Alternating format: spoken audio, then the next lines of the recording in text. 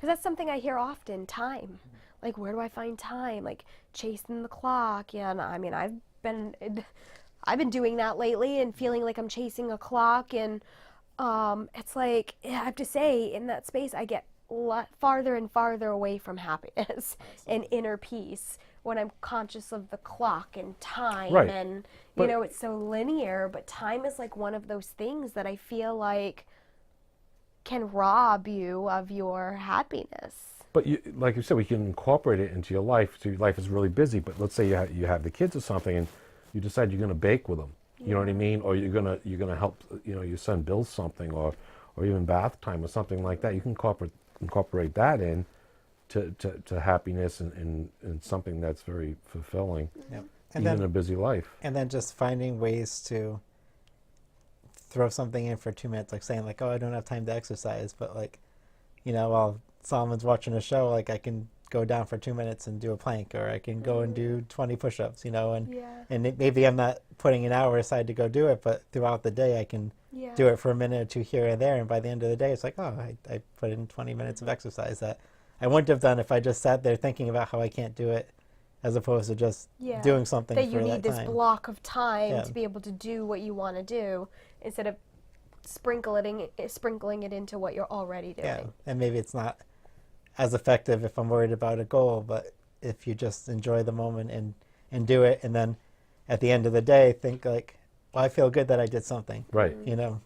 That's the whole thing. Exactly. It's like, enjoy it while you're doing it, but then you get the satisfaction at the end of the day saying, you know something, I'm glad I did that. You know, before you go to bed, you know, we always like to say, you know, before you go to bed, be grateful for the things that you have in your life and maybe things you accomplished that day. That in itself can be a moment of happiness. You say your prayers. You know, people say prayers, you know, before they go to bed or something, or even in the morning. That's a perfect time to find a piece of happiness. I think that's too, like reflection on giving yourself space at the end of the day to reflect upon like the joys or the happiness or the gratitude, and like you may not have captured that in the moment because you were distracted for whatever reason, but I mean that could be a key too, is like reflection. You could do it individually, or you could do it with your spouse and say, all right, we got through that mess today. Wasn't that fun?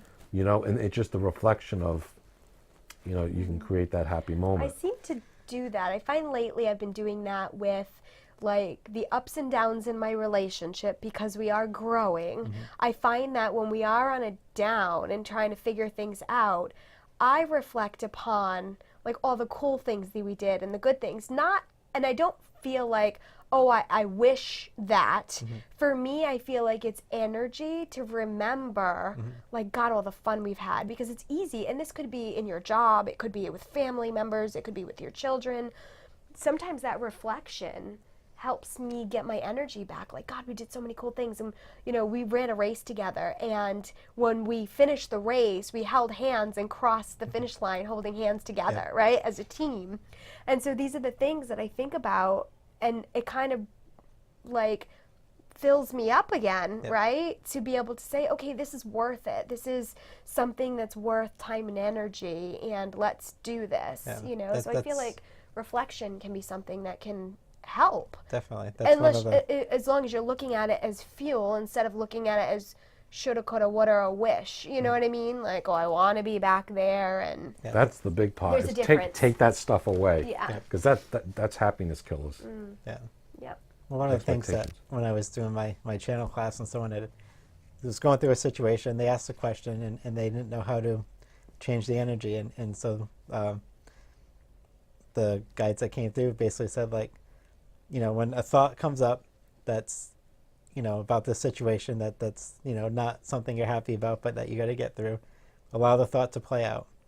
They said, but once you notice it starts to repeat, because people repeat thoughts, especially when they're going through tough situations, it's like repeat, and it just goes and goes.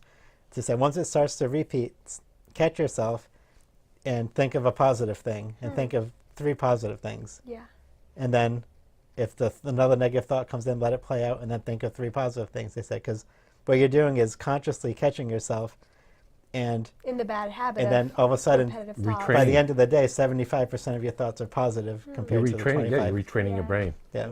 but catching that repeat cycle is a huge, because I know for me, like when something goes wrong or something doesn't go the way I planned, it's like instead of living it once, I live it like 30 times, because like It's a loop. repeat. And it just eats you up. And I think a lot of people in this day and age does the exact same thing. Yeah. You just like go over in your mind, and you don't even realize it. well, sometimes you do realize it, and it's just going on and on and on. It's like, what, are you driving yourself crazy? It's like, How many times are you going to live that situation, you know? it's like Groundhog Day in your head. It is. know? Absolutely. I was watching a TV program. Without the good stuff. Hey, without the happy ending. Without the groundhog. I was watching a TV program, and he was talking to somebody, the host was talking to somebody who was, had like poor self-image and body dysmorphia. And he had stated, now this isn't, I don't have the exact numbers, but it's around the bout where you can actually speak, let's say about 200 words a minute, but you can think something like 1,200 words a minute.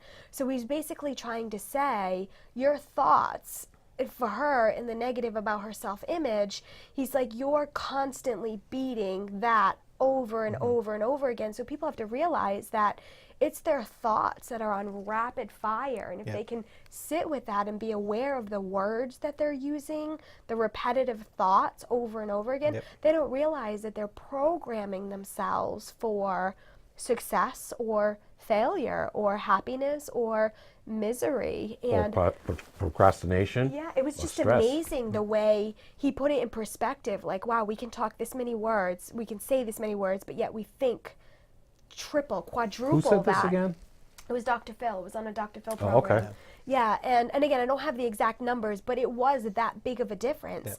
And it's funny because I never watched that show or TV, you know, and it just happened to be on, and I was just like, wow, I needed to hear that. Because anybody who's struggling with like a problem, even if it's like self-reflection, confidence, which again robs your happiness, they don't realize that their thoughts, he's like, it's like a drill over, it's like you listening to a tape over and over and over again. And this girl, she was got, let's say, like in her 30s. So, you know, this had been going on since she lost her father. Her father left when she was a little girl. So we don't even aware of the programs or the recordings that are going on over and over again. That's one of the things awesome. in my last class that came through was, they said, we're our own creation. The best thing that we ever create is ourselves, and we choose who we are based on the thoughts that come in that we own. And they said there's tons of thoughts that come in, but the ones that you choose are the ones that define who you are. They said the problem is most people have so many thoughts coming in that they don't have time to choose. And that's where meditation's a huge tool, because they came in, they said, with meditation, you slow down your thoughts. And being present is a process of slowing down your thoughts. That's what meditation is, bringing you to the present moment. You become aware of what's on your mind. So then you can see the thoughts coming in and then choose the ones that make you feel good. But when there's so many thoughts coming in that you can't, it's like it's overload, you can't choose, so you go with what's comfortable. And that's why we repeat beating ourselves up over and over, because we become so comfortable with it, and we have so many thoughts coming in that we can't choose something different. And I think this is one of the biggest things. So I love teaching meditation. I love doing meditations. But one of the biggest things I get is, oh, I can't meditate because I can't quiet my mind.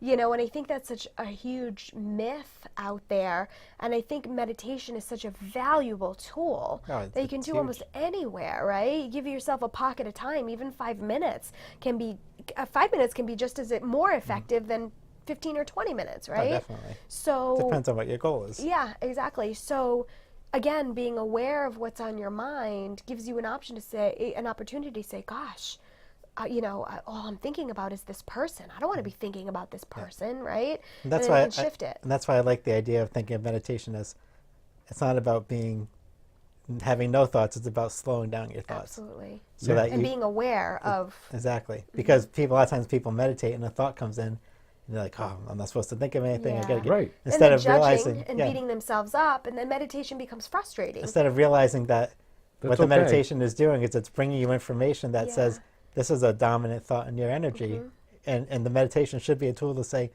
oh, if this is coming in now when I've slowed everything down, that means that this is a large part of my focus, and how do I shift that? And it's funny because they get frustrated by it and then don't do meditation because of it, when it's actually like saying, hey, this is what you're thinking about. So it's almost like they're doing what they do when they have the frustration of the They thought. fixate on the thought as opposed to being like stepping back and saying, all right, there's the thought.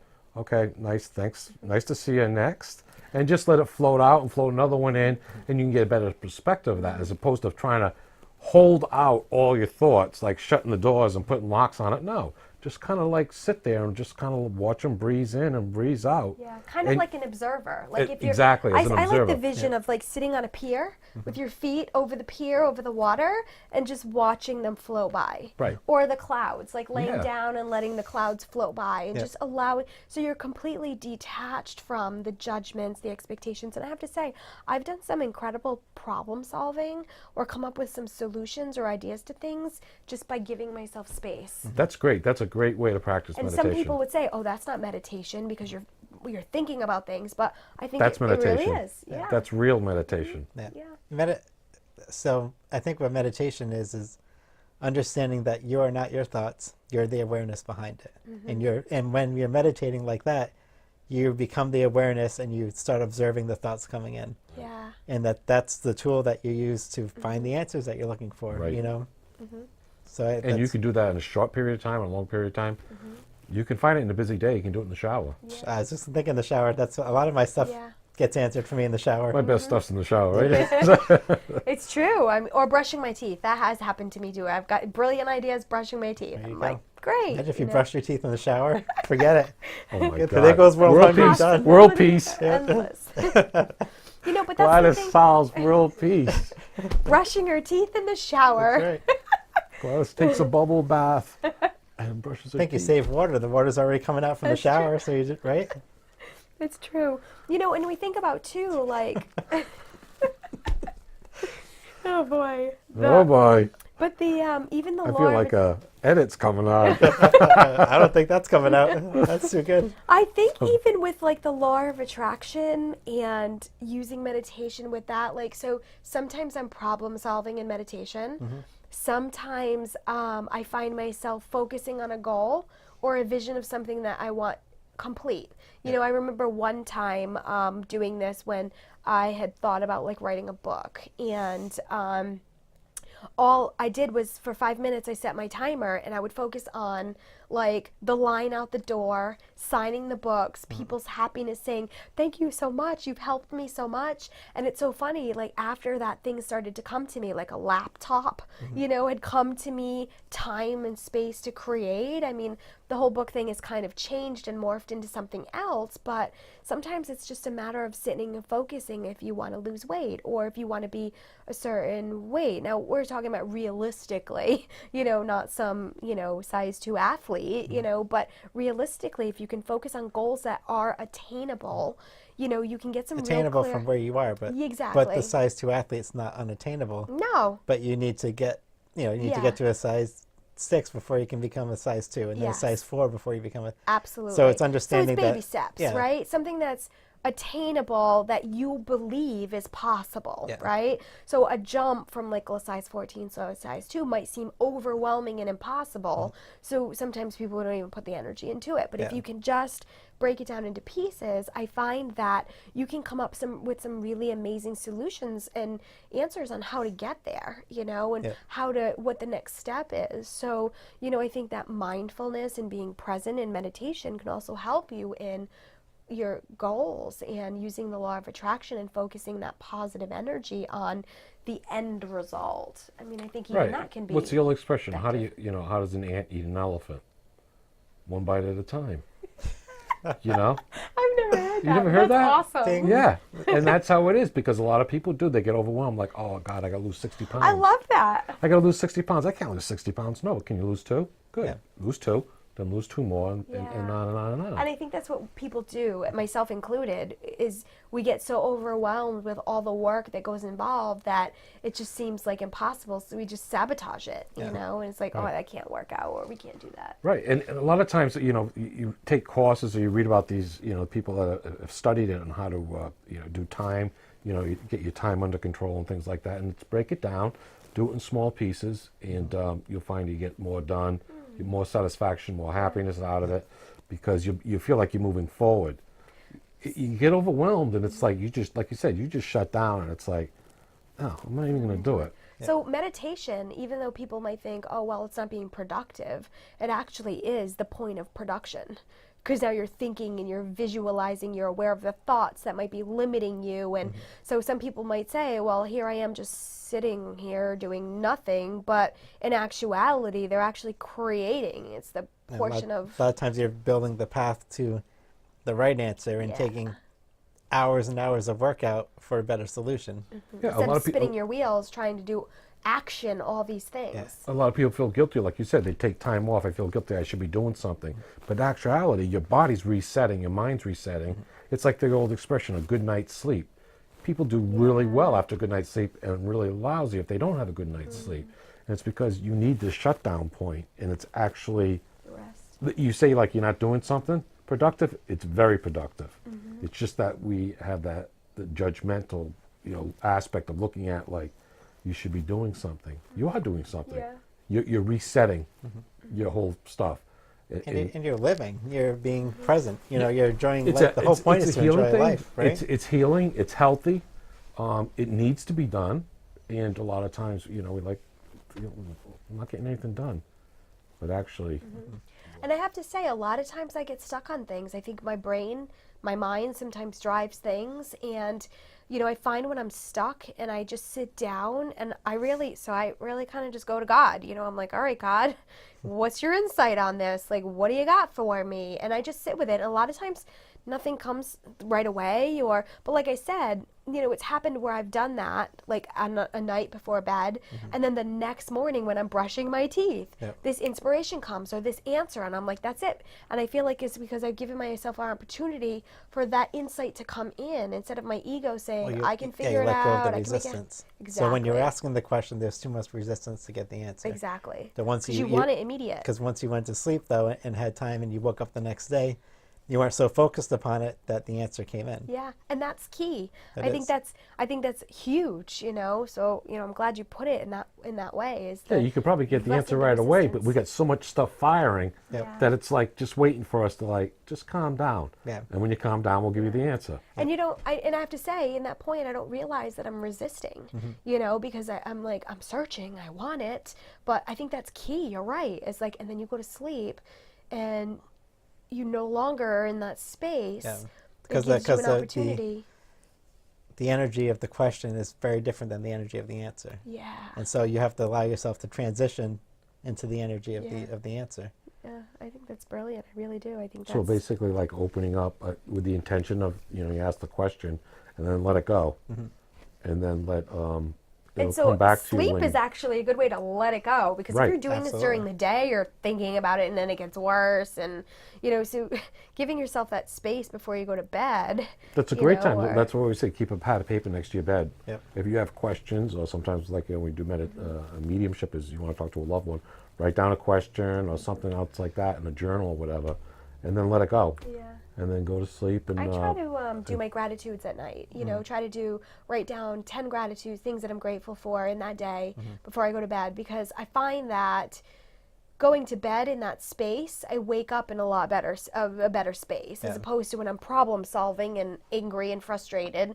Then I wake up in the morning feeling, restless because I've tossed and turned. So I think even consciously giving yourself a routine, a nighttime routine, and being aware of that, even though if I've had a frustrating day, I'm worried about something, I still try to write down my gratitudes in my journal and be in that emotion or that energy. That's great. Isn't that really where I think the concept of saying prayers before bed really came from? Was that really it's about releasing to God and to the universe? Yeah, just giving up that. That's so beautiful.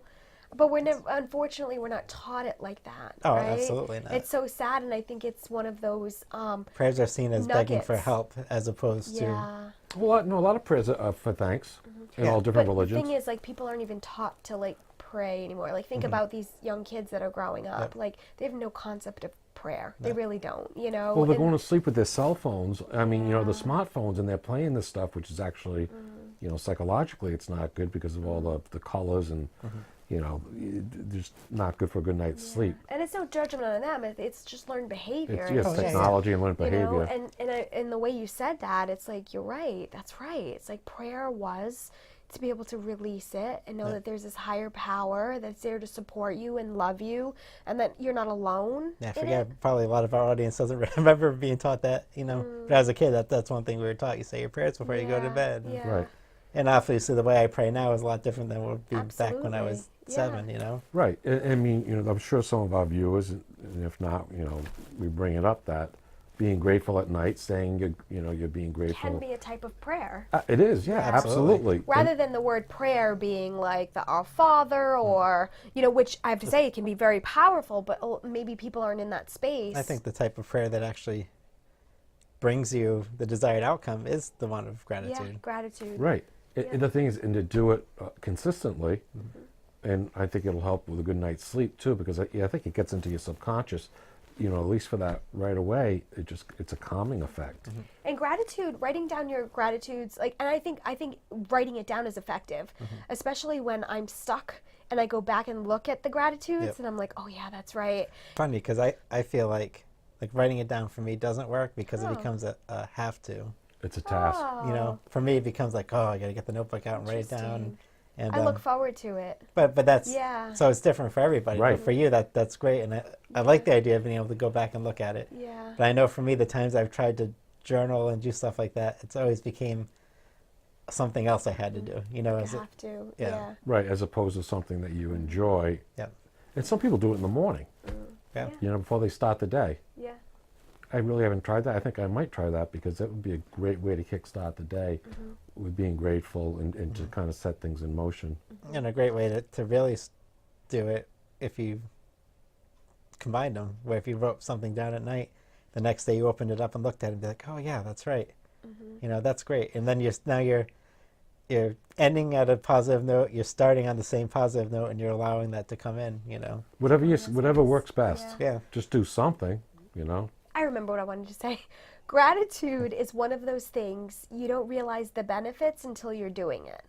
So it's one of those things that you're like, okay, I can do it, but I don't really get it. But then when you're doing the gratitude, so when I was really doing gratitude and I was really thinking about it, I think it was like Thanksgiving, that month of November, I was like, even blogging on Instagram, gratitude every day. I found myself throughout the day looking for things and really soaking that in, and it was on my mind, and I felt like I was in really good space by doing that. So it's one of those things that you don't realize is beneficial until you actually start doing it. And that's all you're really doing is training your thoughts to a vibration that is one of joy. Yeah. That's what it is. You're reprogramming yourself, basically. It also means that everything's okay. Yeah. Everything's okay. I mean, you can be in really bad circumstances and stuff, but I mean, you can find something to be grateful, then you found something that's okay. Exactly. Even in turmoil. And gratitude, even the word is a beautiful vibration. Like, it's just one of those words that if you don't understand what it means, just listening to it, being gratitude or grateful, it just feels good, right? So even that space, like, I'm grateful for, and sometimes I'm reaching. Sometimes it's like really minor stuff, and sometimes it's like really big stuff. But I think that's the point, this is why I try to do 10 of them, because it's easy to say my family, my boyfriend, my job. But as you get into like more, now you've got to like really think about like, but what else? What, that person that let me go with that hot cup of coffee that was just so delicious, or that kind word that somebody said to me, it makes you go like just a little bit deeper, right? And then I think being authentic too, or there might be some days where at the end of the day, say your parents or sibling or someone that you say you're grateful for a lot, and then one day things don't go well with them. Well, don't put down you're grateful for them that day. Put down something else. Put down that I found a quarter on the side of the road instead. And well, that's what I think is really important. I think it shouldn't be the same laundry list every night. Exactly. Honesty, yeah. It should be like, what happened, well, different people, whatever works for them, obviously, but I like to do it like, what I'm grateful for today. Yeah, like that's what I do. Like an event. Yeah, Right. That's what I do. It's like a moment throughout that day, like what are the things that I was grateful. And you know what? When I was writing them down, what I realized was things that I thought I should be grateful for was not in my list. Yep. Like a person or a thing that I'm like, why isn't that person in my gratitude journal more? And why is that they're not in my gratitude journal more? Question. Yeah. Have me and Joe ever showed up in your journal? Yes. Really? Bang. Look at that. Yes, you have. And the YouTube channel and the way we, like the stuff that comes out with it, and how I'm challenged sometimes by our talks, and it's good. And that's the thing. It's like, I love that you said challenges you're grateful for, because that's huge for me, and I think absolutely. that's something most people would overlook. Is having something that in the moment is difficult, and then when you can look back at it and be like, wow, like I really learned from that. Because I know that the challenges that come up in my life, even that emotional breakdown that I had, is a teacher. It might not be like my bright and shiny teacher, but it's a teacher that is now pushing me to exceed my limits in a good, healthy way. But it's still I'm grateful. God. I say I'm grateful for my lessons, for the lessons I've learned today. Yeah. But then I put a little thing on there. I'm like, but please don't make them really tough. I don't want to get her to be in the hospital tomorrow. But thank you for that lesson. I get it. I'm over it. Let's move forward. Ideally, if you're grateful for it and you get it, it's not going to progress to the point where it's more painful the next time. Oh, You really? know what I mean? Ideally. Well, law of attraction. Yeah, well, there's all sorts of lessons. They could put, a little, could be a different type of lesson. But I'm like I say that, I'm grateful for the lessons. What I've learned from the lessons that have been in front sometimes of me. it's hard. It's hard to, sometimes it's like days later that I'm like, oh, I'm grateful for that experience. Usually, Well, I've done it years later. Yeah. I'm grateful for this particular experience I went through that I didn't realize at the time. But I've grown, because of that particular So that's thing. the key, that the gratitude journal and the 10 gratitudes doesn't have to be just that day, even though that day is a great start. But you can actually go into more and like, okay, my development and this person and what I've learned from it. I mean, you don't have to go into detail. Yeah. Right. But I think, I think it's important to reflect upon. And again, I think that goes back to the happiness part and being mindful. And for me, I like to write things down because I think we forget like how far we've come. I think journaling is wonderful because when I've journaled, I have journals from like 1998, and I look back and I'm like, God, like that's what was on my mind, but it makes me realize like how far I've come. This is why I love to, when I do my intuitive sessions with clients, I like to record it, because part of it is a year later when they re-listen to it, they're going to see how much they've grown. It's like a starting point. It's like an area that can say, rather than just going through the motions and feeling like you're not getting anywhere. And that too could be a key to happiness, is growth, and being able to track your growth in some way, not where you're like kind of watching every step, but every couple months checking in with yourself and really kind of taking in, well, I'm grateful for this experience of this person, and really being in that space. And again, it doesn't have to be something that's another have to. Right. It can be part of. It shouldn't be a have to, because it's kind of like, all right, I wanted to complete this in 3 months and I didn't, but I'm grateful for the process and the things I learned, even though I didn't get to this particular thing. I'm grateful for that, and that brings the happiness and satisfaction into your life as you continue to move forward. Definitely. And Or even just saying, I'm grateful that I'm keep moving forward. Yeah. And gratitude can be fun. When you're saying like, all right, universe, show up for me. What can I be grateful for? Then you start getting all these cool things. And the key is when you're in that negative place, it's hard to get out of that. So there are these, and I know you know the emotional scale, the ladder better than I do. I know it's there. Yeah.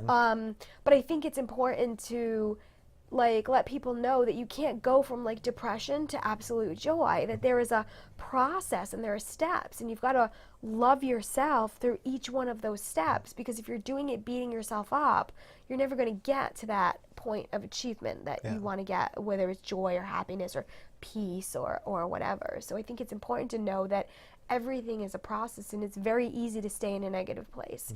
It's just easy. Well, right? it's easy to stay still. Yeah.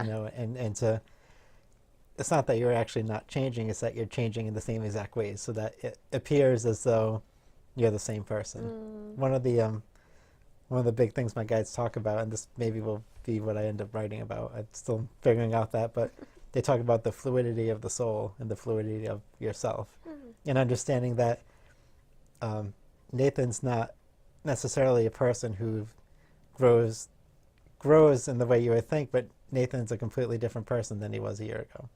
It's that it's not just that I've learned and now I've shifted, but that by actually having experiences that shift my focus, that the energies that come in are completely different and the things that are attracted to me are very different.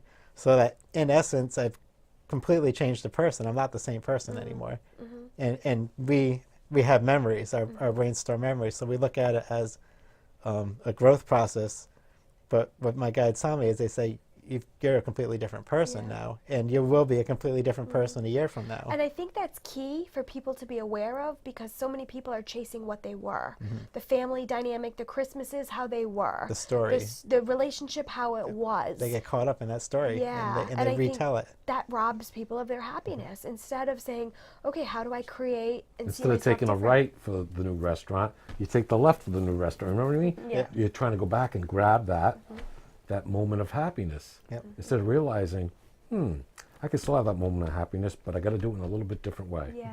Yeah. That I can create this family dynamic, or I can create these new memories in a different way, and that's okay. I think people get stuck in, like you said, that old person or the way they were when they thought they were happy, when if they actually went back, they probably really weren't. How about this for an exercise? And it'd be interesting for us to try it each one day, and then for viewers to try it and tell us what they think. But to pick one day where you don't schedule anything, and for that day, you choose consciously to be a completely different person. How so? Like, So in that moment, you dress different. I was just and going to say, we're okay. going to wear women's clothes, Nathan? or not wear women's clothes, depending on what I do, right? No, That's but an edit.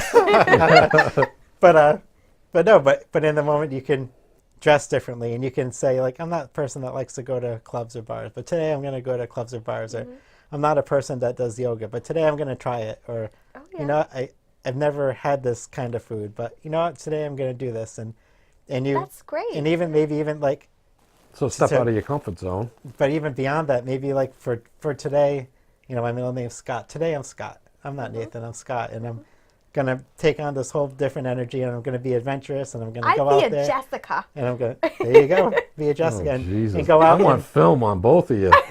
but like the people that you would normally avoid, maybe you go and talk to. Yeah. You know, or maybe. As Scott, And Jessica. yeah, they're going to lock you up. No. But you know what I mean? No, but, I think that's great. But realizing that that's actually what every day we're actually creating ourselves new, but we're doing it based on an old story, so it seems very similar. Yeah. But if in that moment you go and do that, you realize that you're probably going to grow a lot more. You're going to find things that you never would have found that you enjoy, and that one day could shift the whole direction of your life. By choosing to be someone different, completely different for that one day, you might find, that's my joy. You're allowing yourself to take a chance. You could even do things like taking a bus, or how would somebody else live? Like, okay, if you live this way, well, how would it be really like to live like in a wheelchair? Or or something, you know, and being able to. We should do it as a team and do stand-up comedy. Could do that. We might find out that we're funny. Yeah. Yeah, we find out we're the only ones think that we're funny. We might have a whole new show, guys. Get ready for our new comedy show. Scott, Jessica, and Juan. Wow. There you go. But yes. But I think just the idea that what you're doing is you're consciously creating yourself, but leaving your old story behind. Yeah. So for that one day, you're a stand-up comedian named Juan, who's apparently really funny. Yeah, because I got two great sidekicks, Jessica and Scott. There you go. I love that. But That's a great idea, though. But wouldn't that be cool to to try that, and then to have viewers try it, and just to see what people come back and say, like, what are your experiences? What did you learn? Did you find something new that you enjoyed? Did it completely shift how you want to move your life forward? It could be even where, like, maybe you know somebody who has a job that you want to, like, learn about. Like, okay, for today I'm going to go in and just shadow this person and know what it's like to be in their job and do something like that. Or even do their job. Yeah. I could do it with brain surgery. Well, no. So Next I was episode will be thinking, from like, jail. even like a parent or a friend, if you know somebody who has a store or something like that, like show up and be that person for the day. You know, see if you can shadow or. And again, these are all just things like unload trucks you don't for want the to day. plan. Hey, you never know. I mean, Hey. there's like volunteer and help work everywhere. You could be a dancer. Well, money. I am well, not for money, but I have danced all my life, so that's not anything new. But. Come on, Jessica. But yeah, that's a great idea. I think you're onto something. I can totally see her behind Beyonce in a video. Oh God, yeah. Right? Are you behind her? I'm too No, short, don't she'd you be think? right up there in front of her. Right. I think I'm too short. I think most dancers have longer legs. Let's get high heels. I know. No way. Oh gosh, It's like, dancing there's in high Jessica in heels. 3-foot heels. No, they'd have to be 4 I think or they become 5. stilts at that point. But You ever see how tall Paula Abdul is? Yeah, I She's love your her. height. She is. Yeah. Yeah. So, But yeah, I think that's like something to think about, you know, like what story are you creating for yourself that you're living over and over and over again? I think this is a source of why so many people are unhappy in their lives, in their jobs, or their relationships, or their family dynamic, because they're chasing this dream of what was, and they feel trapped and need to stay. and they take in- ownership of the same thing. You know, it's like every time a thought comes in, it's like, oh, here I am going to my job at CCRI, but I should be out there giving more spiritual messages and doing that and retelling that story because it's a story I've told myself and and I've made changes to move that forward. You know, but we get caught up in the choosing story, the same thoughts that propel the story forward, even though it's not a story that we're completely happy with. So why not change it? And I think that's part of this, I see so many more people awakening and becoming aware consciously of their environment. And I think it's been the big movement of the negativity that's out there. I think that's really woken up a lot of people from the experience of, I don't like feeling negative like this. What can I do? So I think, even things like this can help people, give them a pathway, you know what I mean? They might not know all the steps, but it's a pathway to be able to get into a better space, whether it's through happiness, whether it's through meditation, whether it's through gratitude, all the things that we've talked about, I think are minor adjustments that can make huge changes in the long run. And that's something I've always told people, like, just like golfers, if a golfer needs their ball to go farther, what are they doing? They're making minor adjustments in their hands, a little bit in their hips, maybe a little bit in their shoulders. They're not making these big changes by leaps and bounds, and I think same thing with any athlete, really. They are just minor adjustments. So we have to realize that energetically, it's based on the same thing. It's minor adjustments are going to make huge changes in the long run. It's just like, what are you going to have fun doing? If you don't like gratitude, that's not your thing, then find something that does. I mean, although I think gratitude is I think gratitude, yeah. I think it's like huge. I don't think you can really I think it's cancel a miracle, that out. a miracle drug. I don't think you can really cancel that and meditation out, but I think, how can you incorporate that in things that you feel enjoy by? But it can be defined differently for each person. And I think that's what does that mean to you? and how can you apply it? Yeah, what people get stuck up on is thinking meditation has to be instead of, like you said, Joe, where it's like doing a hobby, like painting. Right. Like a lot of times when I do artwork and sit there and draw and paint, I lose track of time. Yep, And that's why I tell absolutely. people, anything you do where you lose a sense of time is a form of meditation. For you. Absolutely. Reading, coloring, Gardening. any type of like activity, like Listening to your favorite YouTube show. Yeah, which would be always consider the source. Consider the source. Shameless promotion. Ding ding. Say- It's true. We got good stuff here. Yeah. Pass it along. God. Tell people. Tell your friends. Stop watching it alone. Share. That's it. This is good stuff. Good stuff. It's going to change your life for the better. Hi everybody, if you like what you watched, please subscribe on YouTube and like us on Facebook. And check out our website at alwaysconsiderthesource.com. Hey, if you want us to come out to your location and do a live setup, we'd love to do that. Continue to send in your questions, and we look forward to interacting with you. And remember, always consider the source.